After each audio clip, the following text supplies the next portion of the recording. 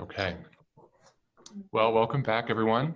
For our last round, I want to we'll do the same pattern as last time. We'll type in questions as you see fit in the chat function, and Jeff will just keep me up to date as we go through. But I wanted to begin a little bit with some review from last time, just so that we're all on the same page. Last week's class took us out of the Old South and into the industrial North by looking at the case of housing policy in Chicagoland in the mid to late 20th century.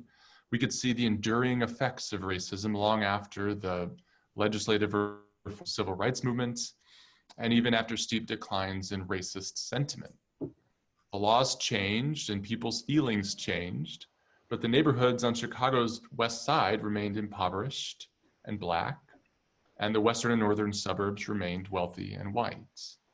So I noted primarily white flight came during one of the largest housing booms in American history, and that the ability to purchase property and own a home has proven to be among the surest ways. Oh. Am I coming through okay? Yeah. Okay. Has been one of the ways to build generational wealth. It allows you to build a nest egg, and it leads to better funded schools in your area, which of course is an economic incubator for children to get into better colleges and earn more money, and the cycle just continues and snowballs. Second, I try to show that in a world shaped by a history of racism, even apparently innocent and responsible choices can further entrench racial injustice. It's not evil to want a good education for your kids, but because the good schools are in wealthy neighborhoods that got rich in part by excluding Black people, the desire to move out to a mostly white for the schools becomes morally fraught. Yes, it gets your kid a leg up, but that leg up comes at the cost of further segregating Chicagoland. Third, I argued that the city and the suburbs are inextricably connected, that the practice of redlining in Chicago generated government disinvestment and poverty in the city, while it had the opposite effect in the suburbs. Our wealth and our highly rated schools are largely the result of government subsidies for the mortgage industry that were only available to white people. This means, fourth, that the white people, we white people, didn't get rich on our own, and Black people didn't get poor on their own. White majority schools aren't better because they happen to have mostly white kids, and Black majority schools aren't worse because they happen to have mostly Black kids. These are primarily the results of institutional or systemic racism. And this brings us to the definitions of racism, which we've been tracking over the course of these 4 weeks. Overt racism, of course, was when racism was a letter of the law of the land. Covert racism marks when it went underground and persisted even in the absence of racism, of explicitly laws. And we've seen a shift too from an era where there was kind of general personal racism, where most people believed that there were racial kinds and that white racial kinds were better than Black racial kinds, to one that is a little bit more difficult to put your finger on, but that includes long patterns that are embedded in the way things are that just become like second nature. So as you move from this class to having conversations in the next week when you all meet together, but also when you just have conversations on the street with people or Zoom or however conversations these days, you'll notice that people jump around between these different definitions in the same sentence sometimes. Mm-hmm. And it's important, I think, to just get clear on what people mean when they say they are or aren't racist, or when they say a law is racist, or an institution or a school. There's different meanings, and it's important to kind of keep these in check. We've covered a lot of historical ground in this class.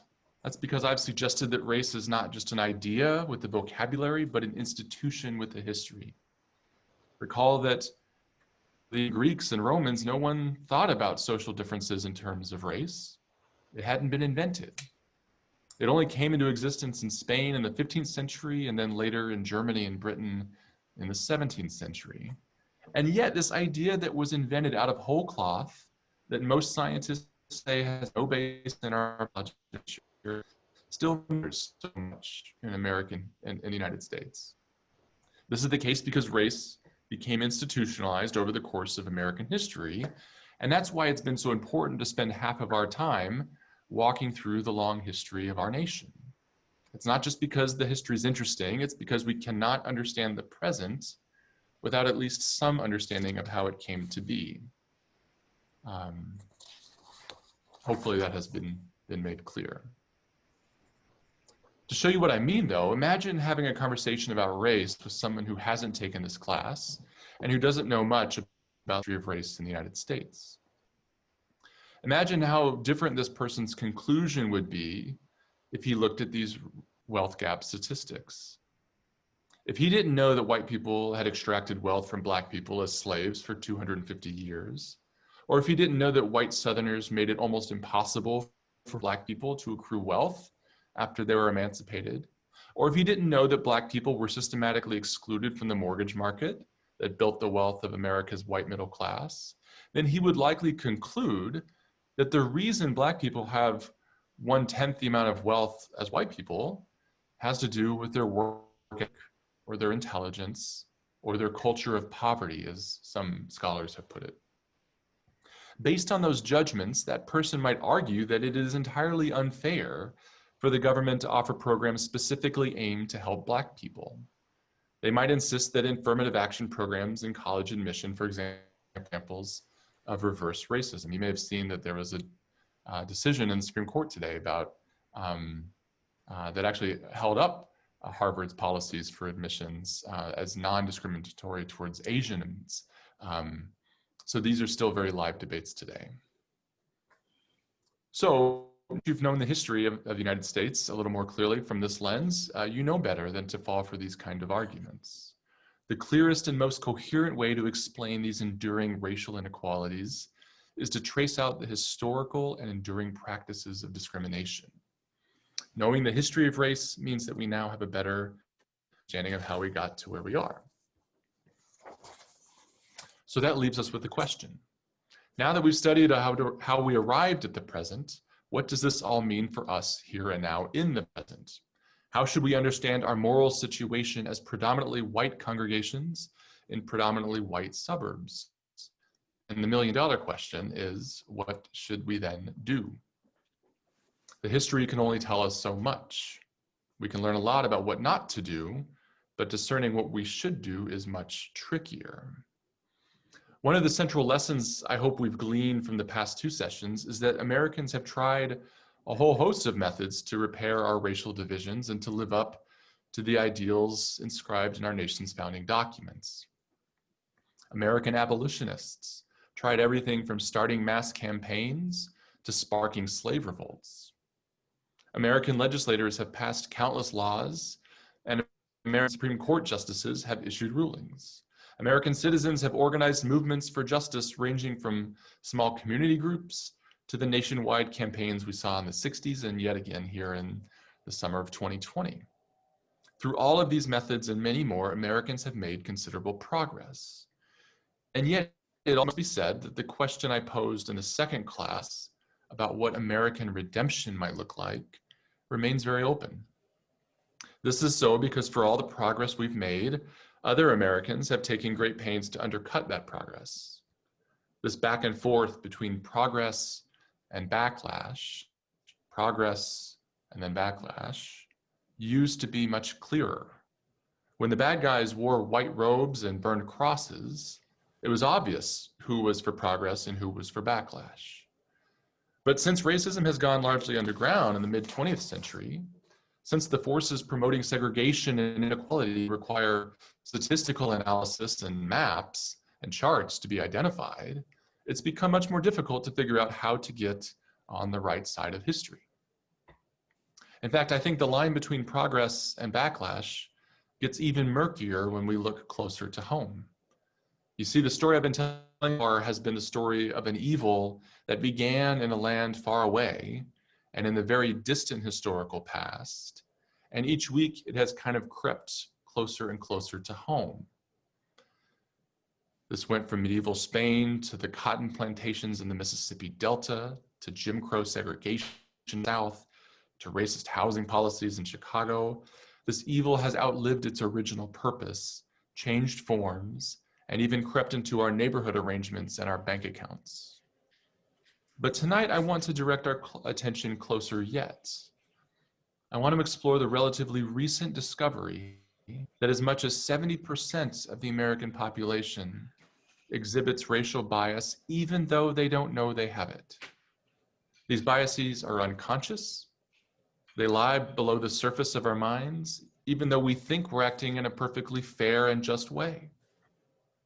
Furthermore, these biases are stimulated automatically, so quickly, in fact, that we often cannot control them once they've been triggered.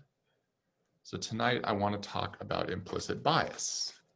And it is here in the very depths of our souls that we find perhaps the most insidious remnants of the evil we've been tracking for the past 4 weeks. It's here in our hearts and minds that we find the same movement between progress and backlash.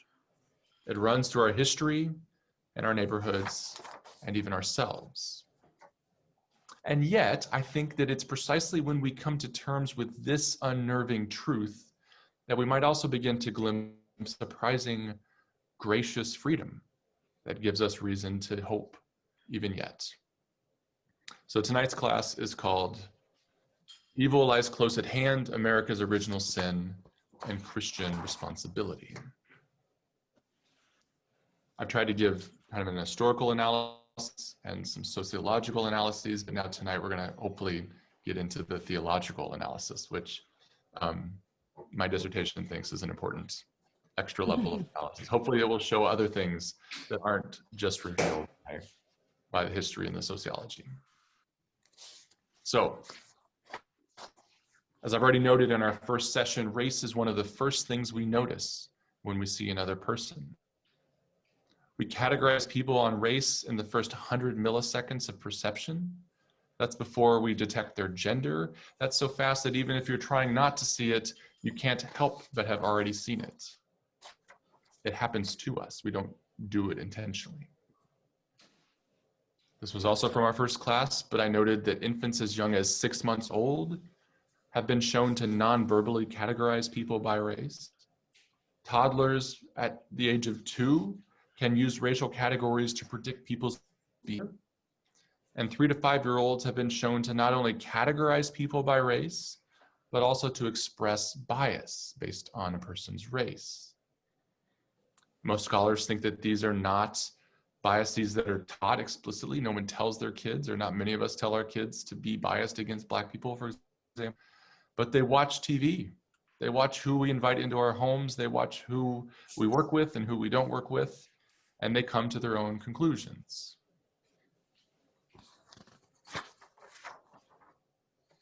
So implicit racial biases, these things that we're going to talk about tonight, are racially discriminatory behaviors that are unconscious and unintentional. They are unintentional, meaning that they're triggered by stimuli in our environment. Simply having a Black face causes these biases to be triggered. That means that we can and frequently do actually discriminatory ways, even though we do not choose to.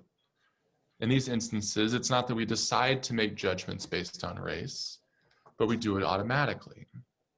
Further, when these biases get triggered, we don't know it. They are unconscious. And the only way to reveal them is through these instruments that we'll go through in a little detail tonight. And in many Americans, again, as many as 70%, these biases tend to associate Black people with negative cultural stereotypes like dangerous and criminal and threat, ugly, and unintelligent. So how does this work? In one prominent test called the Implicit Associations Test, or the IAT, you're shown a screen like this one on the right. There is an image of either a Black or a white face in the middle. This is the target image. And you're told to categorize it either as African American or as European American. You press the left arrow key for African American and the right one for Euro American. And as you do this task, The experimenters time your responses to see how quickly you categorize them. During the course of the test, you're shown dozens of these slides, each with a different face that needs to be categorized one way or another.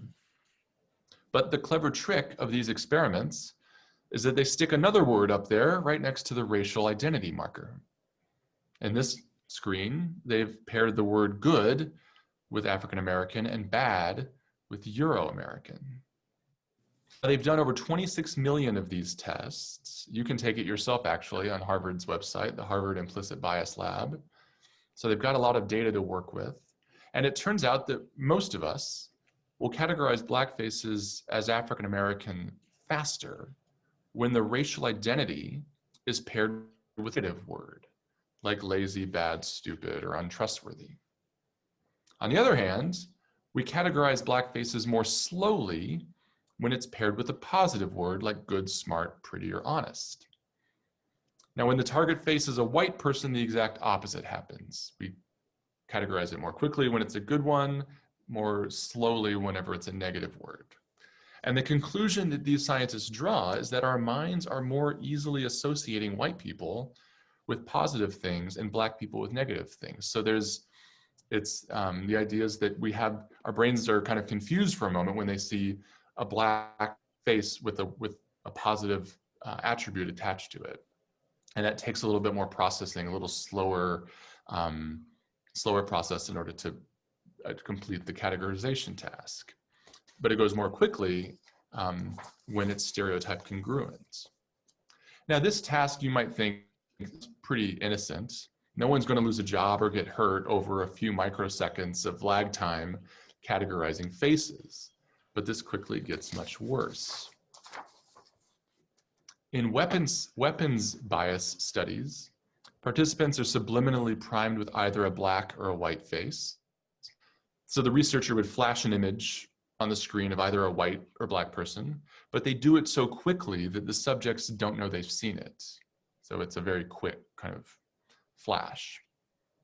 But the brain picks it up. We are picking up all kinds of things that we're not conscious of, and that's what's so scary.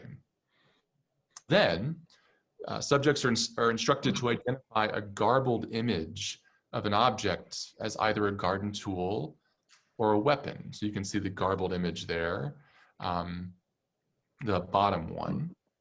And these pictures start out really staticky, so you can't really tell what the object is. But seconds go by, the static generally decreases, and the outline of the object becomes more easily visible. So they test then to see how quickly participants can accurately detect these garbled images. And the results were significant.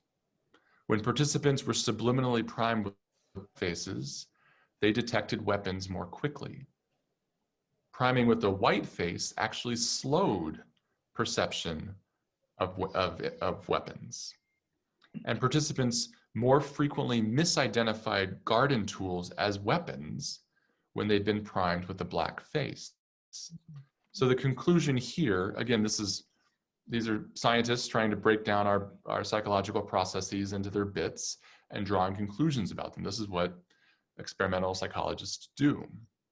And they concluded that a widespread stereotype that links Black people with danger and criminality makes it easier for the brain to detect weapons when that person has Black people on the mind. The idea is that when you get that flashed image of a Black person, your brain automatically activates a cluster of associated concepts like danger and criminal that don't get activated whenever white faces appear on the screen. We've been trained over the course of our lives to associate Blackness with danger and criminality, whether we like it or not. So when these concepts are activated, we process images of weapons faster than we otherwise would.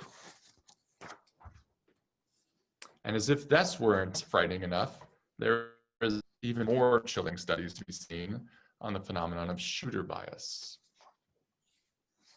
In these studies, participants are shown a Black or white man holding a shiny metallic object. They're instructed to press shoot if the person is holding a gun, and don't shoot if they're holding anything else, like a cell phone or a garden tool. In slides where the target was holding a gun, participants pressed shoot more quickly when the target was black than when he was white.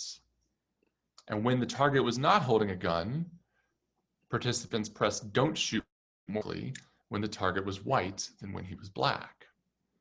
So the scientists inferred that the widespread stereotype of black people as dangerous not only inclines us to see weapons when there aren't any weapons present, but it also seems to be the case that when we're in a position to make a split-second life decision, these biases can lead to unarmed black men getting shot more easily than unarmed white men.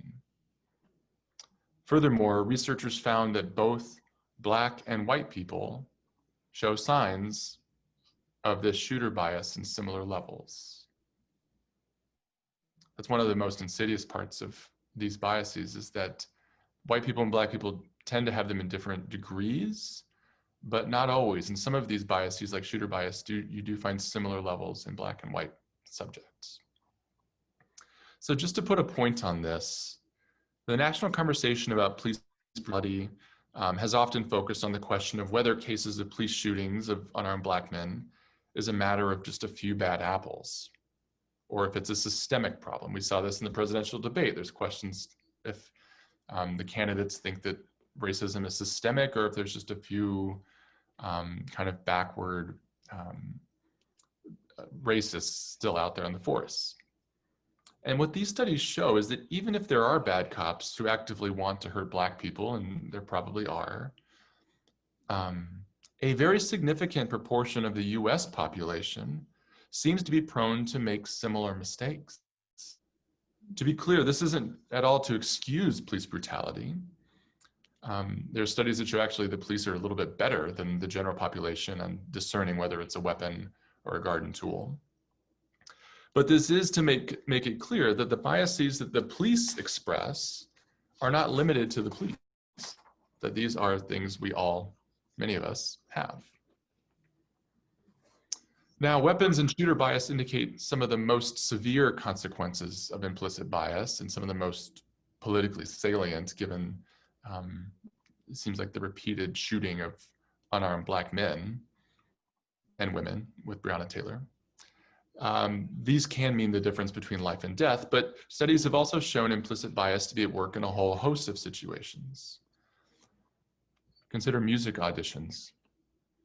In one study, researchers found that when orchestra auditions were conducted blind, that is, auditioners performed behind a curtain and on a stage that had carpet on it, so you couldn't hear if the person had high heels on, the number of women selected for major US orchestras increased by 11% in the first round and 30% in the final round. The idea here is there's a bias towards men as better musicians, and actually it could change what their music sounds like, knowing the gender of the person. This happens in hiring practices too. In the very first class, I talked about a study that showed resumes that are identical but have white sounding names get more callbacks than black sounding names. And then white people tend to advance and be promoted more quickly than black people do. Doctors prescribing pain medicine is another area where this shows up.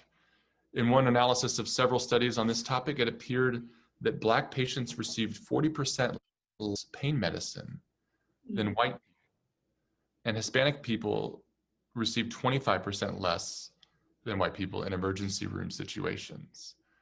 So there seems to be bias in how doctors prescribe medicine or even empathize with patients based on their race. And there's, of course, many studies about how racial biases can appear in grading situations in schools. And this is something I think about a lot whenever I'm grading student papers. And some schools, this was the case when I was a student in England, they actually have you not put your name on the paper. The professor doesn't know that it's Packman writing this, and they're actually just trying to grade it on the merits without having your face and your attitude and all of the things you've done in class on their mind. Because even if you're trying to be straightforward and objective about it, these biases still creep in. So in each of these are just a sample, I could go on. But the troubling part is that the people who do this discrimination on the basis of sex or race don't mean to, and they don't think they're doing it. they think they're being objective and fair, but in reality, those judgments are twisted by these implicit attitudes that they've absorbed just by being citizens of the world, and in a world that exposes them to these stereotypes. Any questions yet? That's a lot of science. Yes, Andrew, excellent. There are a couple of questions, and I think I'll take the second one first because I believe you answered it, but just to make sure you did. Martha Whitwer asked, what happens when Blacks take the implicit association test? And you seem to indicate that scores were fairly similar regardless of race. This is really tricky. There's some studies that have shown that there are similar levels of bias. Other than there's different ones. And a major problem is that most of these studies are taking place on college campuses, which are largely populated by white students. And so the pool of people taking these tests are disproportionately white, middle class people. So the subject size is a problem. And so the most recent stuff I've read says that there's not real clarity about how these parse out in different races, but there's enough to suggest that these are not simply evolutionary mechanisms like in-group, out-group mechanisms. So all of us, every human being, this is very long, very well regarded finding, is that we all prefer people that are like us over people that are not like us. That seems to be built into our Neanderthal ancestors or somebody deep back in our genealogy. That's a survival mechanism. And so some people have thought early on that these implicit biases were just in-group favoritism mechanisms and could be attributed to our evolution.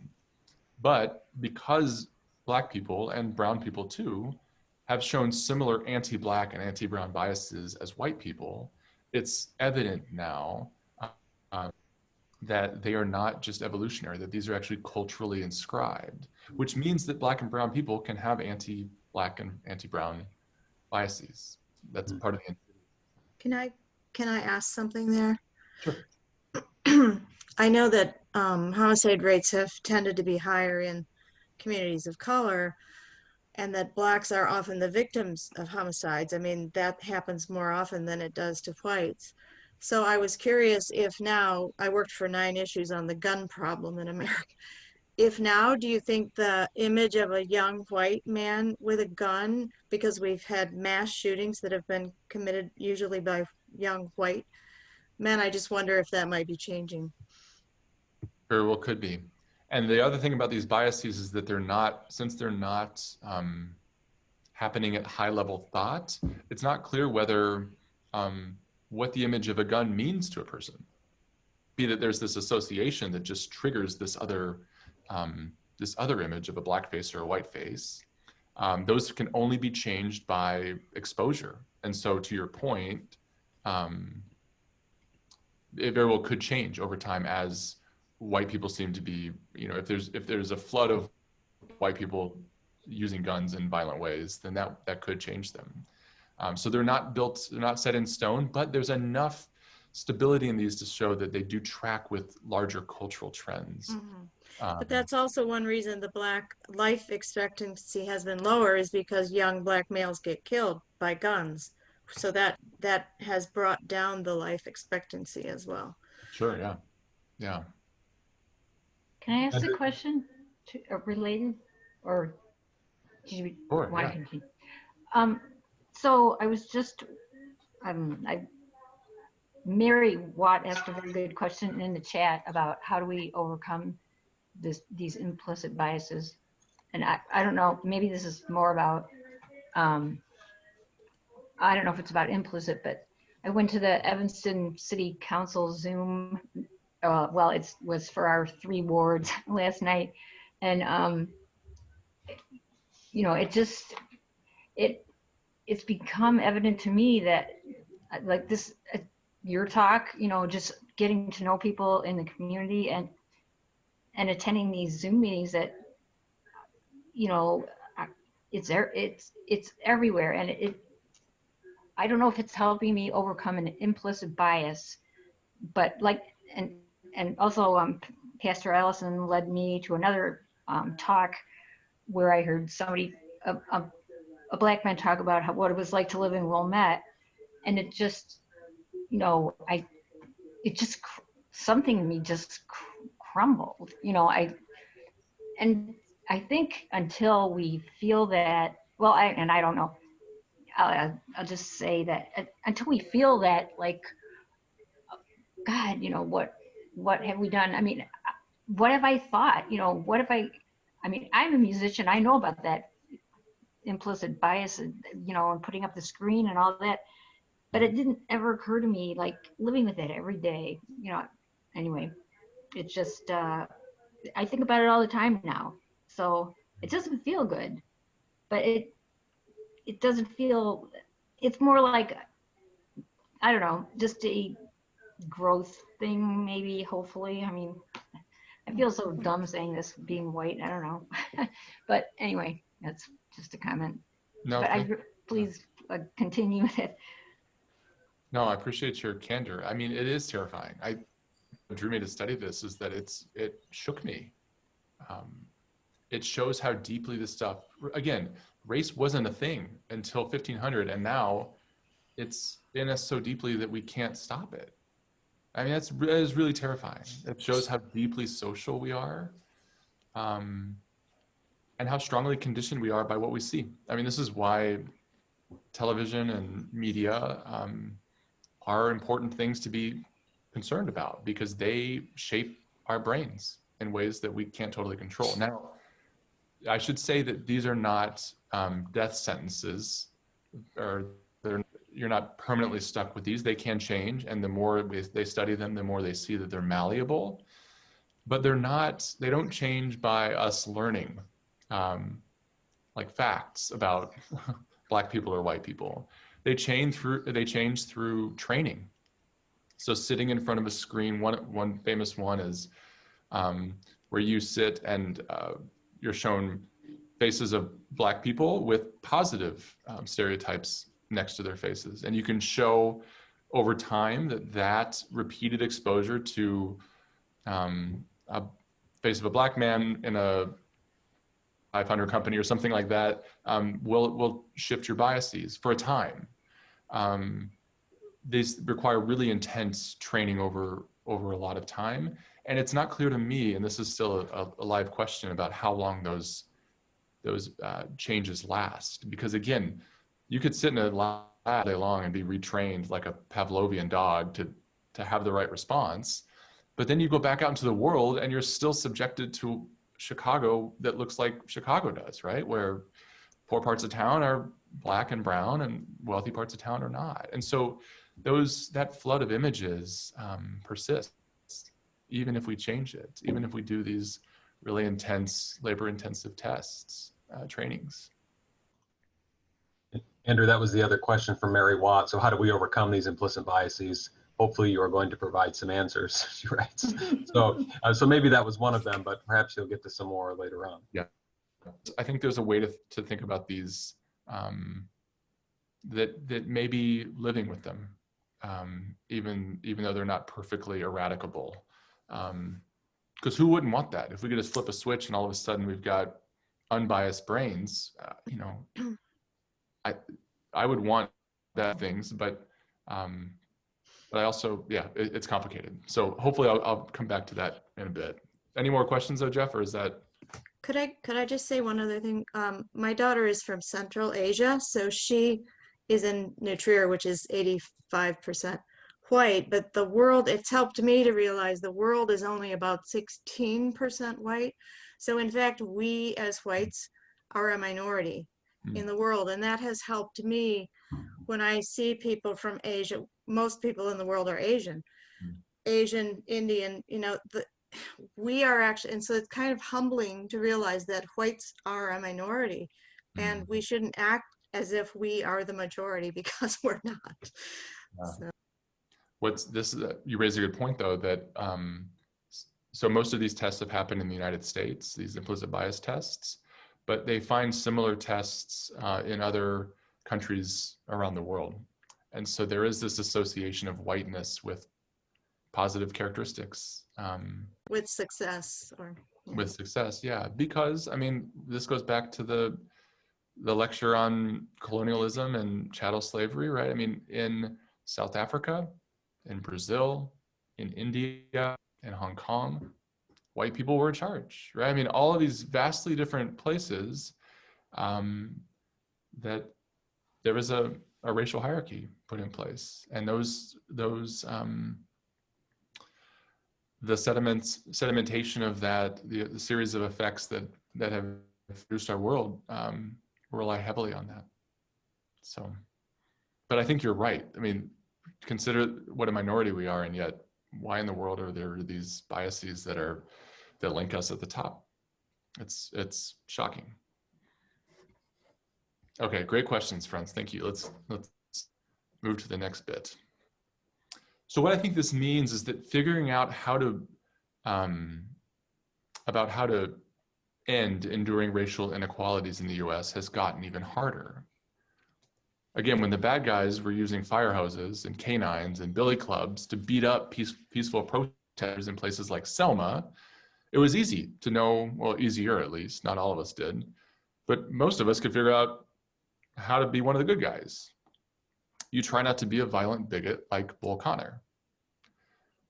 When racism goes underground, though, things got more difficult.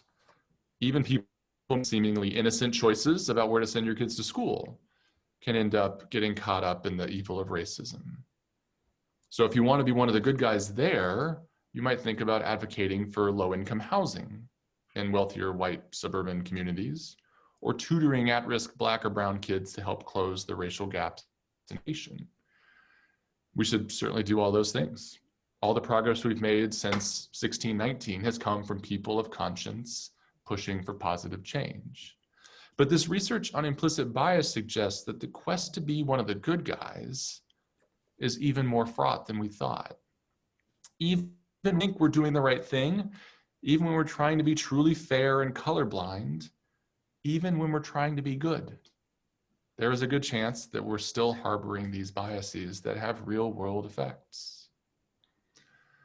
Now, you might have noticed at the start of each class, I didn't do it today, but I usually do, I've made sure to say that this isn't an anti-racism training, and it's not about promoting policies, my favorite policy, solution to contemporary racism. The point of these 4 classes has not been to make anyone less racist or to promote my own agenda for how churches should respond. And that's been on purpose. When people get together to talk about race, one of the first questions that usually comes up is, what can we do? There's this felt urge to act, to get past all this talking and finally do something to make a difference. We want to be doers of it and not just hearers of it, as the scriptures suggest. Now, don't get me wrong, we definitely need to act. It's not enough to sit around and have conversations about what to do and never actually go out and do it. So please don't walk away from tonight's class thinking that act on racial justice is merely optional for Christians. But sometimes the drive to just do something about race can get in the way of a deeper reckoning. It can be an attempt, whether conscious or not, to prove to ourselves and to others that we're one of the good guys, that we're not racist, that we're on the right side of history, that we're not like those other folks who are the ones holding up racial progress in America. This is especially true for white people, and I speak as one, who deep down know that there's something awful lurking in our history that hasn't really been resolved in any kind of meaningful way. And so the desire to be good can actually inhibit us from doing the harder spiritual work of wrestling with the truth. To wrestle with the truth means taking a long, hard look at ourselves, our history, at our wealth, at our property, and even our own hearts and minds. That's because when we start doing the work of wrestling with the truth, we don't just find pure goodness. Instead, we find a lot of uncomfortable things that call our goodness into question.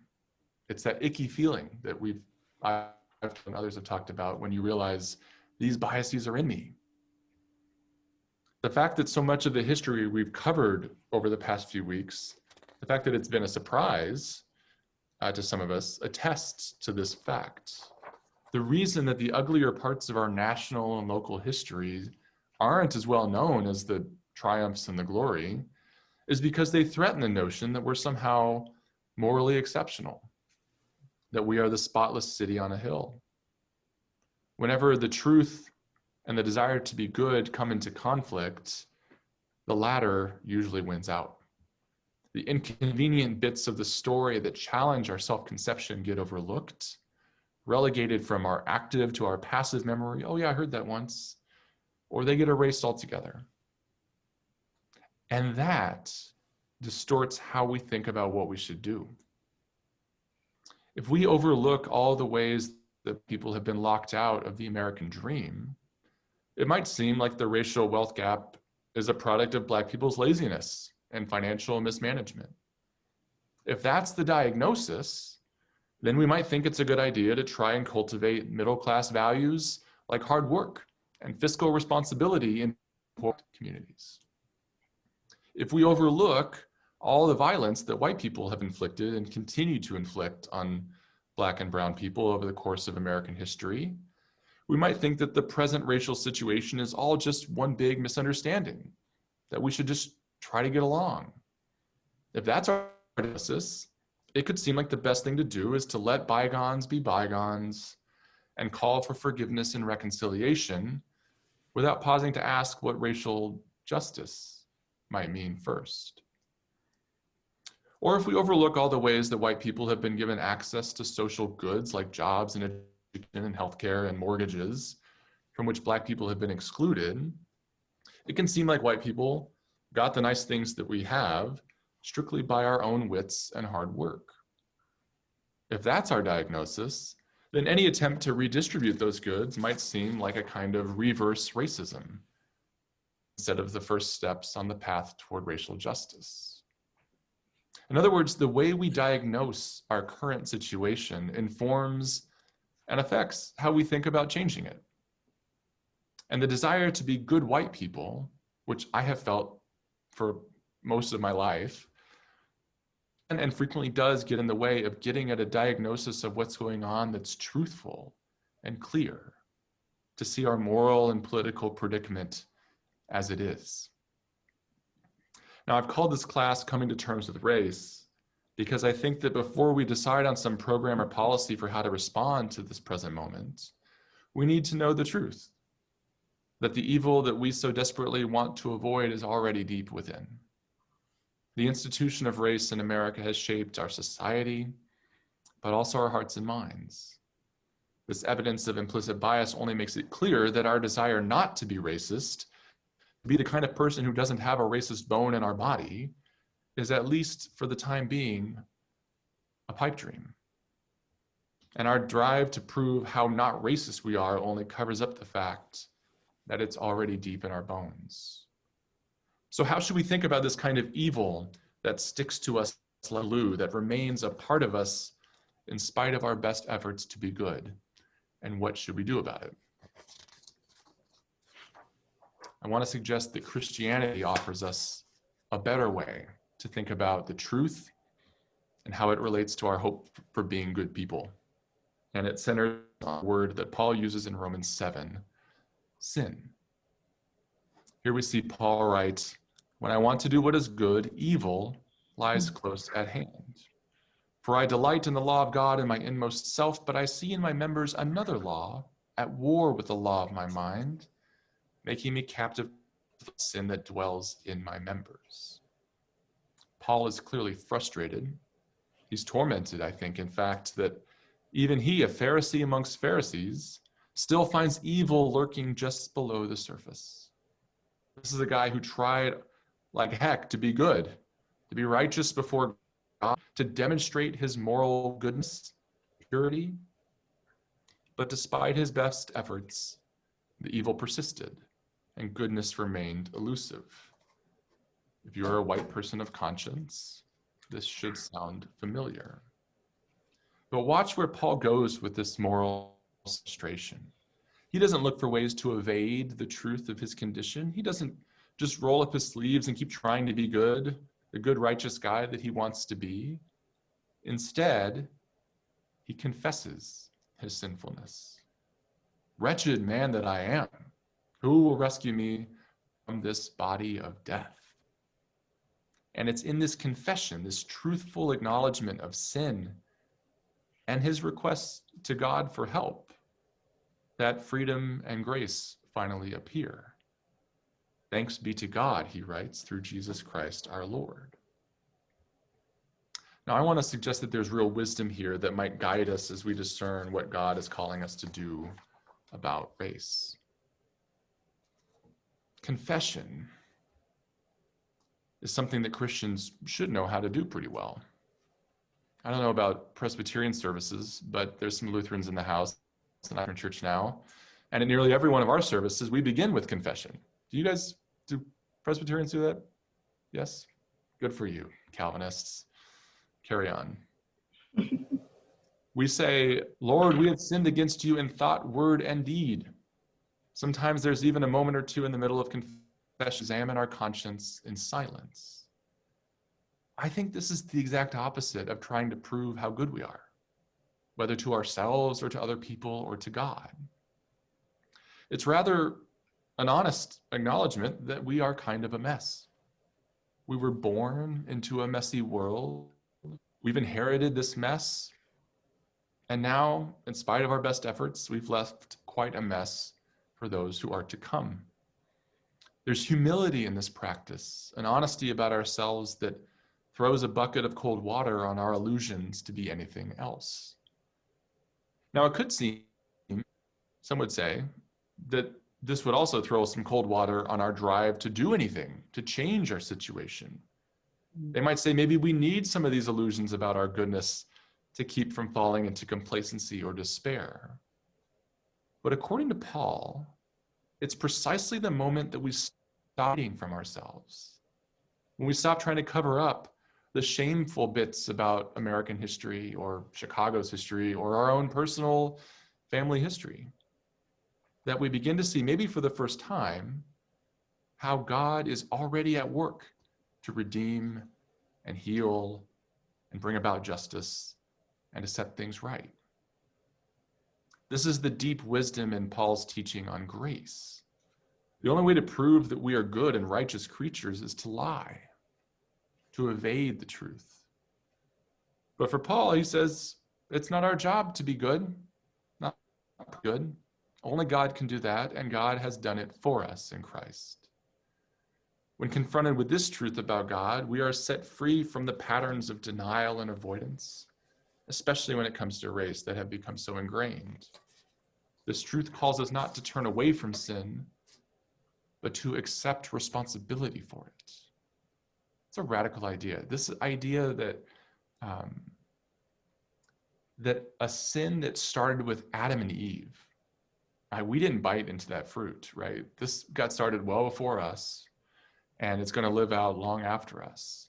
And yet the decision to test the way that it's gotten into us and to choose, rather than evade it, rather than try to sweep it under the rug, to make ourselves responsible for it, to position ourselves in the world in a way that attunes us to the places where this sin is still going on and letting it affect us, even when it's in our own actions, even when it's in our own family, and adopting an orientation towards it that